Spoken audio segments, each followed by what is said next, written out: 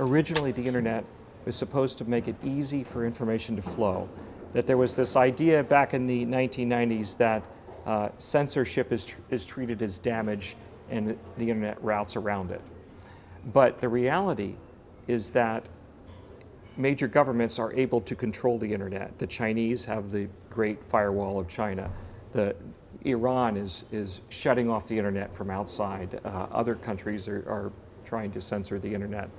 And while the internet was originally designed to be a resilient network in case of a nuclear war, in case some nodes were destroyed and it could route around it, that's a different thing than subverting the routers at the behest of a government to censor things that do not get through.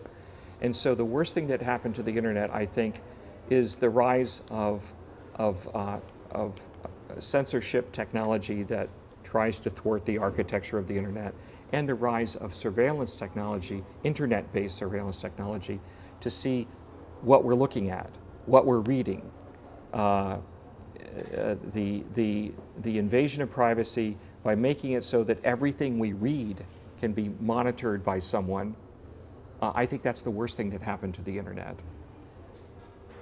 Imagine a dystopian future where you walk into a bookstore and some magical surveillance technology could see what your eyes are looking at, which books that you pick up and browse through, which magazines you're looking through in the bookstore, and could even see which pages you looked at and how long you spent on each page.